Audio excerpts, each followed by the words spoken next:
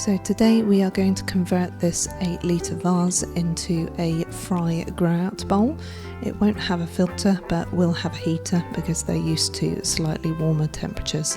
But this is for the platy and the green Rasbora.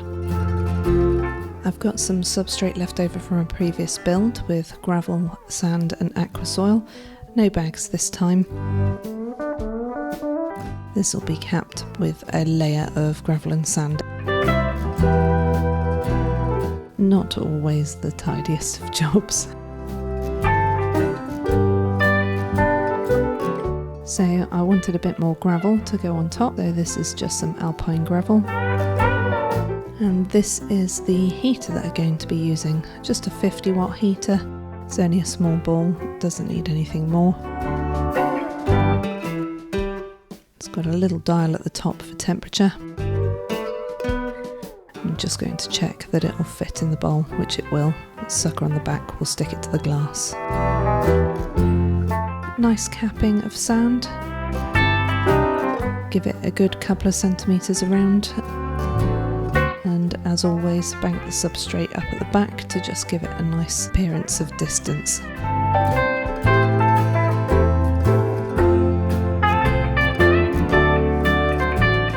So this is a piece of wood I've used previously. It's bogwood and I liked it for the spindly nature of the twigs, but also for the fact that the main bulk of the wood hides the heater. So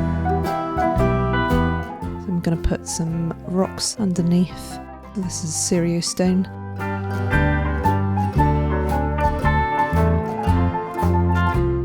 Doesn't really need support because it supports itself, but this fills in the gap underneath the piece of wood.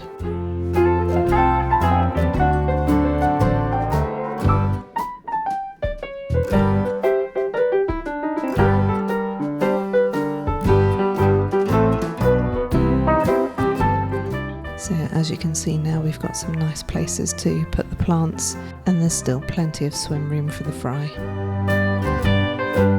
So this is the first plant that I'm using, Micranthium Monte Carlo. Just taking off some rock wool so there's not too many nutrients.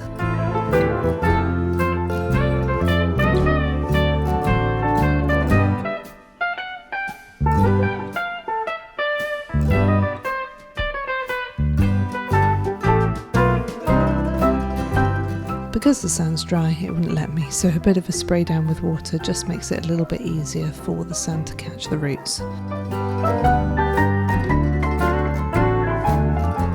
Don't know whether it will get enough light to be able to carp it, but we'll pop it towards the front of the scape to try and encourage it to carp it along the sand.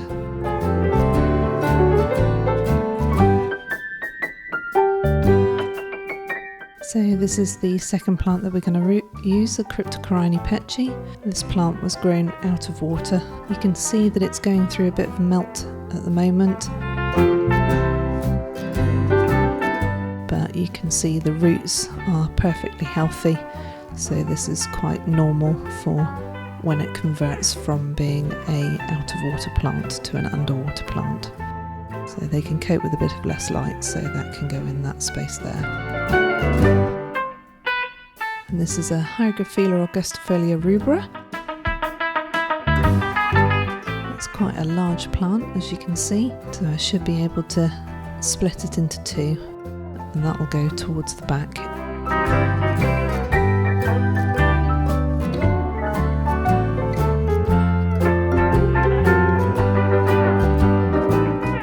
And this is Bucephalandra kedagang. This is a reddish buse. It's an epiphyte, so it doesn't need to be planted. And we can split it into little bits and just tuck it in the nooks and crannies of the wood and the stone. And as long as you don't bury the rhizome, which is the bit at the base of the plant, then it should take nutrients quite happily out of the water through its roots.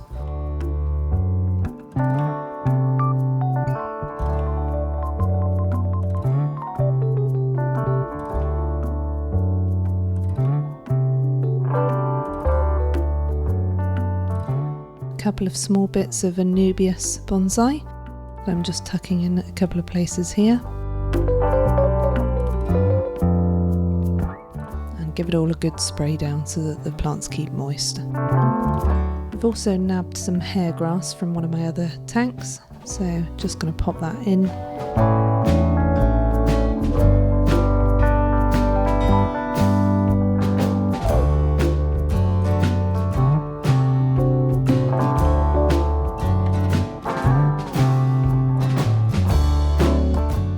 And now to fill with water.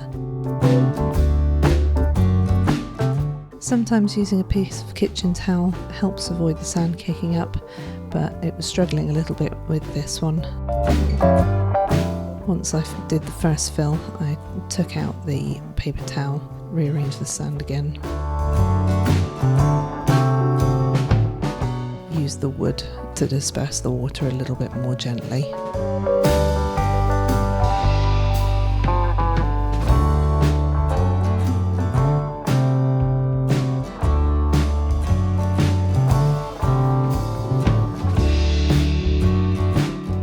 So just taking a little bit of duckweed off the top.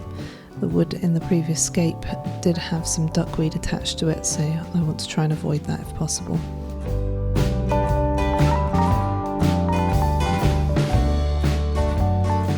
So a few floating plants on top, some Amazon frogbit, some salvinia and some redroot floaters. And this is it in its final location. So the heater's all plugged in now and just getting the water up to temperature before we add the critters.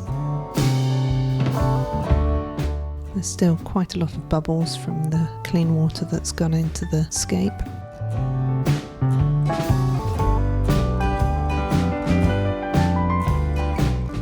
And just a view from the other side.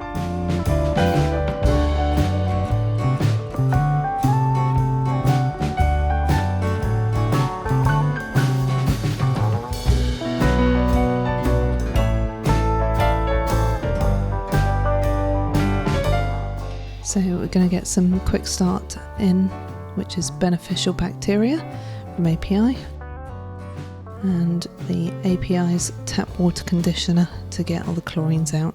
So it's 1 drop per 4 litres, so just a couple of drops in this one. And pop in some snails. These are ramshorn snails taken from my other tank.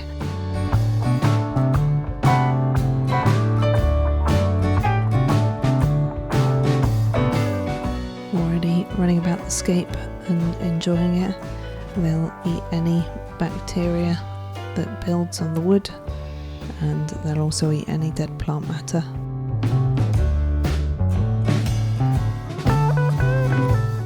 So these are the fish we're popping in here.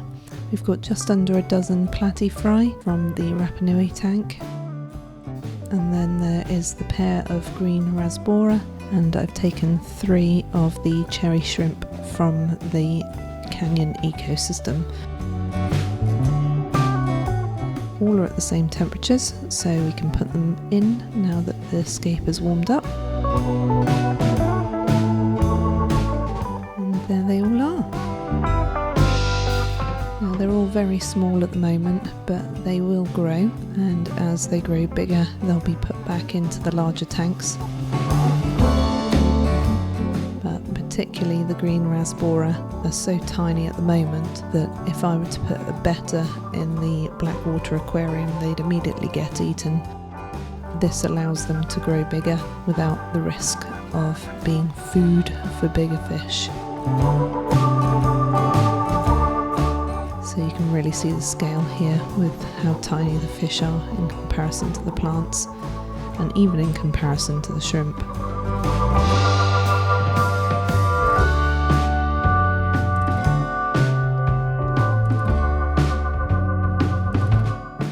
Finding some hidey places already, which is nice. And the green Rasbora, you can see, is smaller even than the platy fry. They've had a little bit of time to grow up, whereas these guys are only a few weeks old.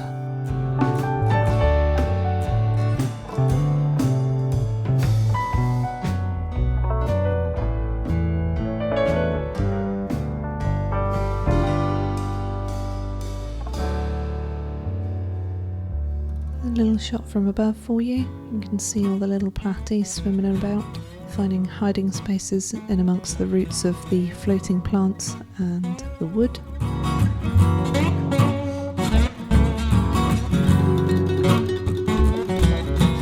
And so there we are. I'll be doing water testing every day to just keep an eye on the parameters and do water changes to ensure that the water is up to standard for them, and then they'll be moved out as they get bigger.